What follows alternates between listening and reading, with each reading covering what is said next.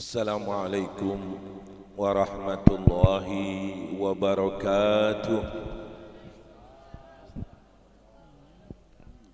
Bismillahirrahmanirrahim. Alhamdulillahilladzi ja'alana min ummati habibina Muhammad. Alhamdulillahilladzi jama'ana لذكرى مولد حبيبنا محمد. اللهم صل وسلم على سيدنا محمد الفاتح لما أغلق والخاتم لما سبق ناصر الحق بالحق والهادي إلى صراطك المستقيم وعلى آله وصحبه حق قدره ومقداره العظيم. معاشر الحبايب المحترمين وبالخصوص فضيلة الحبيب عيدروس العيدروس والحبيب عبد الرحمن الكاف والحبيب نوح وسائر الحبايب. معاشر العلماء الأعزاء، معاشر المسلمين والمسلمات رحمكم الله.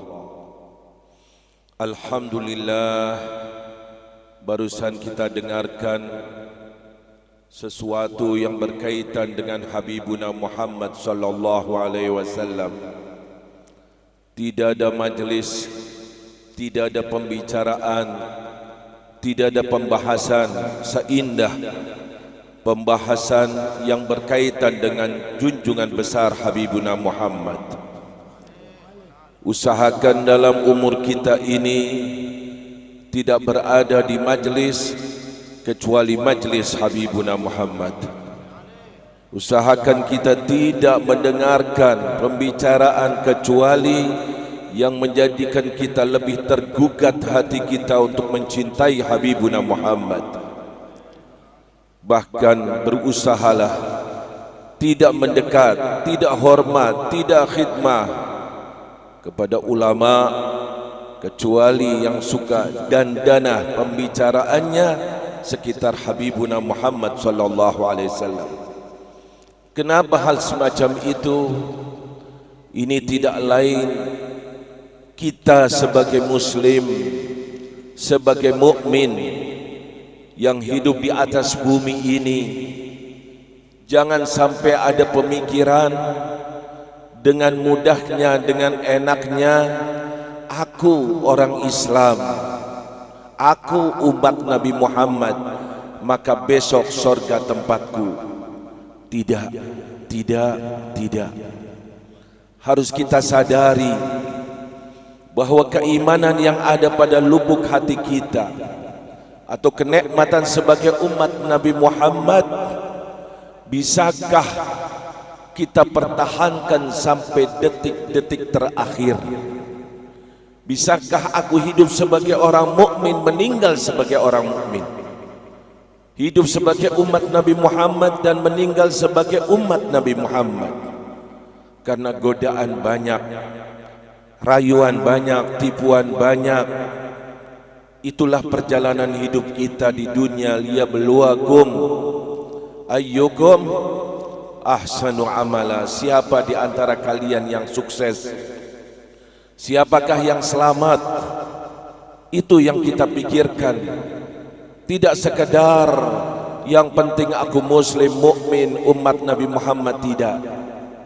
Kita mendapatkan apa yang dijanjikan oleh Nabi Muhammad untuk umat Nabi Muhammad, bukan dari pengakuan kita sebagai umat Nabi Muhammad, tetapi pengakuan Nabi Muhammad bahwa kita diakui sebagai umat Nabi Muhammad. Hal semacam ini terapkan dalam kehidupan kita. Khususnya saya lihat di sini anak-anak muda, banyak di sana rayuan, banyak godaan, banyak timbul pembicara-pembicara dengan segala macam kepandaiannya dalam berbicara, dengan segala macam argumentasinya. Bisa kita lihat di mana saja, baik lewat HP kita, tablet kita, laptop kita, dan segala macam dengan mudah. Bila kita tidak ada satu asas qawi, Fondamen yang kuat bisa-bisa tergelincir, bisa terbawa. Banyak sudah, baik dari orang-orang jil, jaringan Islam liberal yang hakikatnya adalah jaringan iblis liberal, dan banyak sekali faham-faham. Hal ini sangat menakutkan akan keadaan seperti kita di Indonesia ini. Timbul pemikiran-pemikiran yang sangat-sangat menyedihkan dan tidak sedikit yang terbawa. Asas utama kita bisa mempertahankan iman Islam kita, satu, yaitu kecintaan kita kepada Habibuna Muhammad. Kecintaan kepada Nabi Muhammad yang sangat dalam itu menjadikan kita tidak terbawa oleh kanan ataupun kiri, barat ataupun timur. Dasarnya cinta. Karena cinta itu kaitannya dengan iman. Nabi tidak menyebutkan masalah yang berkaitan dengan cinta kecuali diawali dengan perkataan yang berkaitan dengan iman. La yu'minu ahadukum. Tidak akan sempurna iman kalian, kata Rasulullah. Silakan masuk Islam, silakan jadi mukmin, tapi ingat tidak akan sempurna, bisa terbawa ke sana kemari, bisa-bisa hilang di tengah jalan, bisa-bisa meninggal bukan lagi muslim karena imannya tidak sempurna. Bagaimana bisa menyempurnakan keimanannya? Hatta akuna ahabba ilaih, hingga aku, Rasulullah. Lihat pentingnya mengenal Habibuna Muhammad, pentingnya memperingati peringatan kelahiran Habibuna Muhammad, pentingnya mengungkap sejarah Nabi Muhammad, pentingnya menanamkan rasa cinta kepada Habibuna Muhammad. Hatta akuna, sehingga aku dicintai lebih daripada hartamu, lebih daripada anakmu, lebih dari orang tuamu, lebih dari semua yang ada adalah Habibuna Muhammad yang paling kita cintai. Disitulah kita akan kuat iman Islam kita. Ini hal adalah salah satu cara metode yang ditempuh oleh Habibuna Muhammad. Rasulullah SAW dalam mendidik para sahabatnya bukan saja dididik masalah tauhid, bukan saja dididik masalah syariat. Syariat diajarkan, tauhid diajarkan, apa yang berkaitan dengan agama Islam diajarkan, tapi beliau mengajarkan kepada para sahabatnya yang hidup di zaman Nabi, bareng dengan Nabi, kumpul dengan Nabi, makan dengan Nabi, sholat dengan Nabi, masih diajarkan siapakah diri Habibuna Muhammad. Itu cara beliau. Sahabat sudah melihat Nabi baik perkataannya, Nabi indah, atau seperti tadi kita dengarkan dari Habib Idrus, Sayyidina Anas bagaimana mengomentari akan kehidupan Nabi. Semuanya indah, tapi masih didoktrin sama Rasulullah akan dirinya. Pernah dikumpulkan mereka para sahabat dan dikatakan kepada mereka, ketahuilah para sahabat, ana sayyidu waladi Adam wala fakhr. Aku adalah pemimpin anak Adam. Adam wa man tahtahu tahtal liwa'i ghadan yaumal qiyamah. Nabi Adam dan semua anak cucunya, para wali, para nabi, para rasul, di bawah benderaku besok di hari kiamat.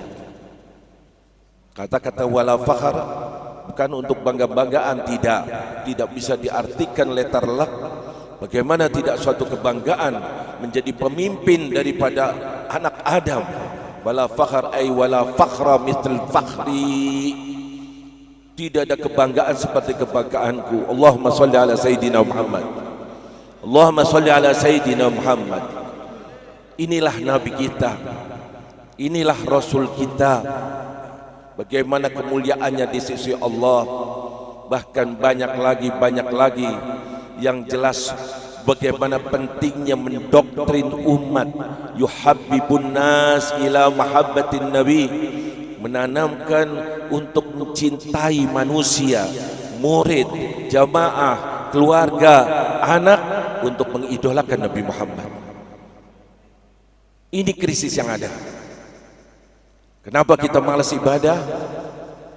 Kenapa kita pelit dalam bersedekah? Kenapa kita takut dalam berjuang? Kenapa? Satu dasarnya, krisisnya cinta kita kepada Habib Muhammad, cinta kita kepada Habibuna Muhammad.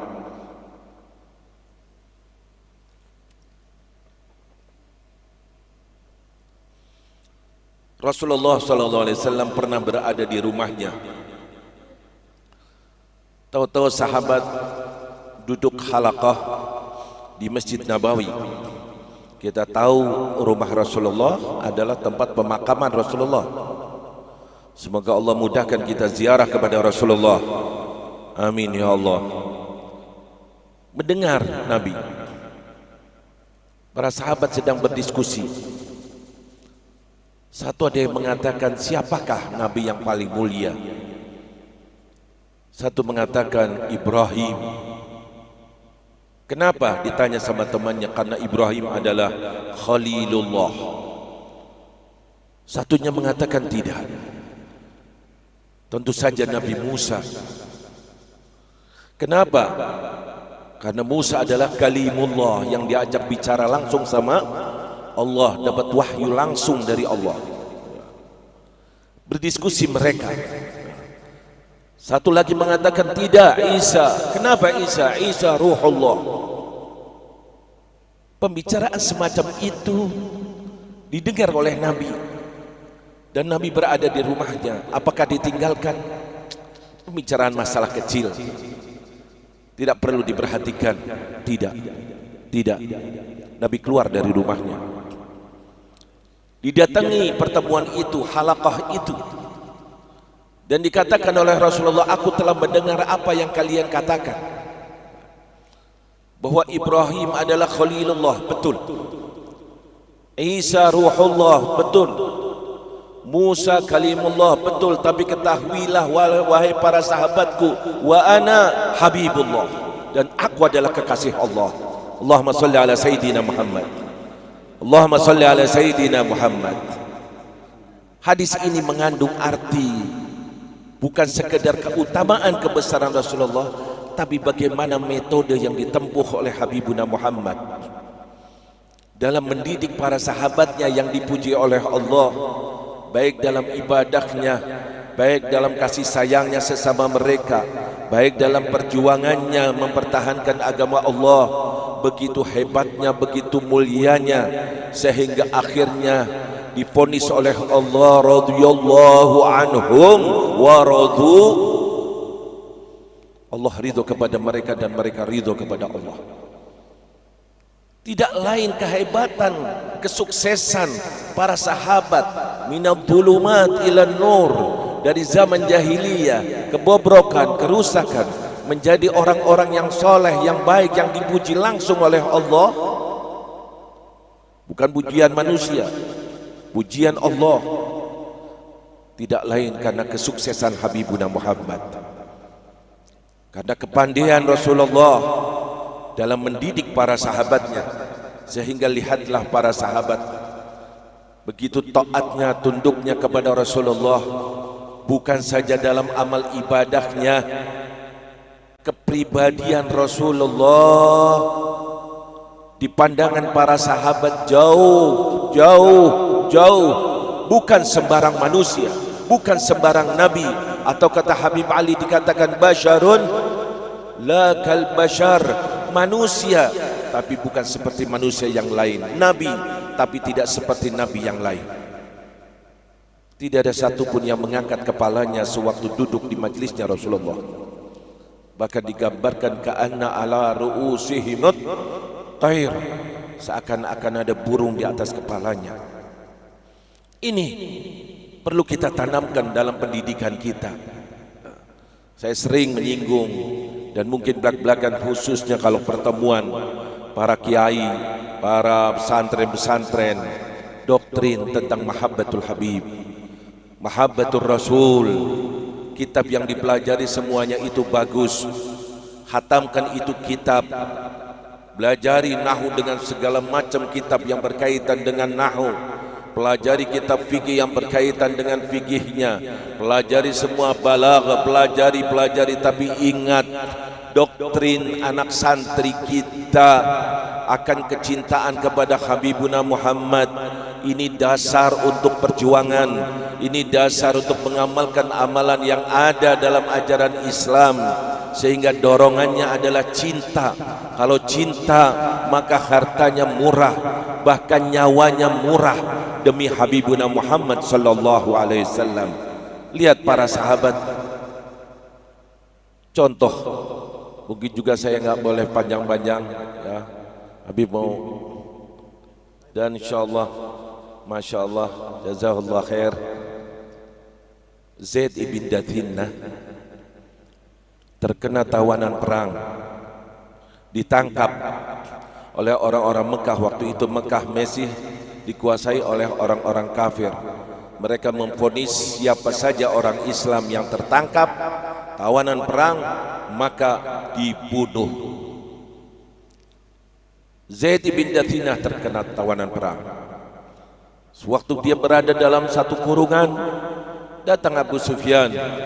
Waktu itu Abu Sufyan belum masuk Islam dan mengatakan, ya Zaid, maukah aku kembalikan kau ke keluargamu, duduk bersama anak istrimu, kau tidak dibunuh, kau selamat, duduk sama keluargamu dan anak istrimu, tetapi gantinya Muhammad bawa kemari. Apa tawarannya? Nabi Muhammad sebagai gantinya. Apa jawaban Zaid bin Dathinnah? Sebentar aku mau berpikir. Tidak. Spontan dijawab, ya Aba Sufyan, jangan lagi Rasulullah sebagai gantinya untuk dibunuh. Syaukah, duri. Karena kakinya Rasulullah ada di rumahnya, aku tidak rela. Bunuh aku, nyawaku murah demi Nabi Muhammad.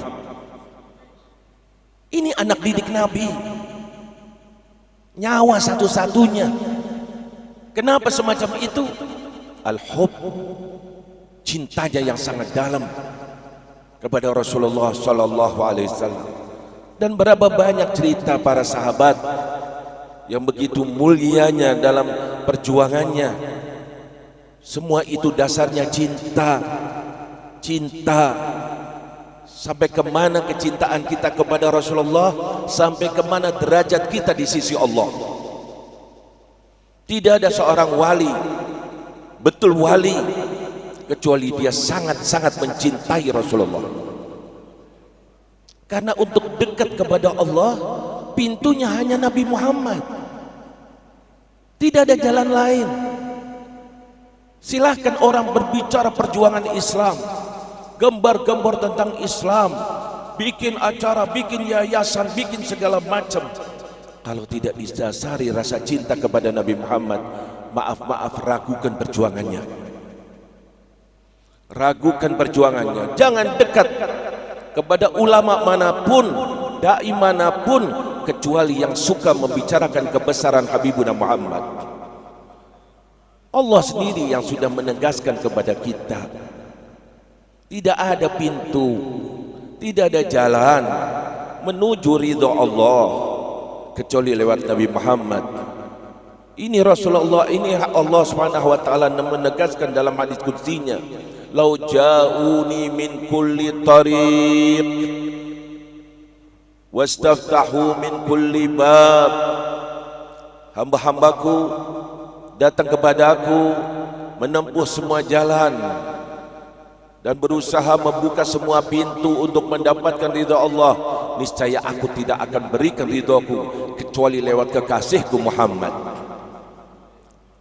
Habib Ali Habsyi mengatakan, kullul bab inggalat wal bab dhaghir maglud. Semua pintu tertutup kecuali pintu manusia ini, yaitu Habibuna Muhammad. Bahkan kita ingin lebih dekat kedudukan kita kepada Allah, idolakan Nabi Muhammad, cintai Nabi Muhammad, terus membayangkan Nabi Muhammad, dasar cinta itu kita akan senang untuk bersolawat kepada Nabi Muhammad. Dengan dasar cinta itu kita akan senang untuk bersedekah. Dengan dasar cinta itu kita akan senang untuk bertahajud. Dengan dasar itu bukan maaf. Sekali lagi maaf. Status hukum. Kalau status hukum bisa ditawar, sunnah paling-paling nggak wajib tahajud kok. Lain kali aja lah. Paling-paling sunnah aku nggak ngerjakan juga nggak dosa. Akan timbul semacam itu. Tapi kalau dasarnya cinta bahwa Rasulullah manusia termulia, paling bertakwa, paling beribadah, tawarramat qadama, bengkak kakinya dalam bertahajud, aku pecintanya, aku mengharapkan syafaatnya, dan aku mau tidur nyenyak, tidak tahajud, tidak menjalankan meniru Rasulullah, berarti aku dusta dalam cintaku kepada Nabi Muhammad. Ini sedekah, Nabi tidak pernah menolak orang yang datang memintanya, sekalipun meminta pakaian yang dipakainya. Maka aku tidak pantas bila ada yang mengetuk pintu rumahku lalu aku tolak, tidak aku beri.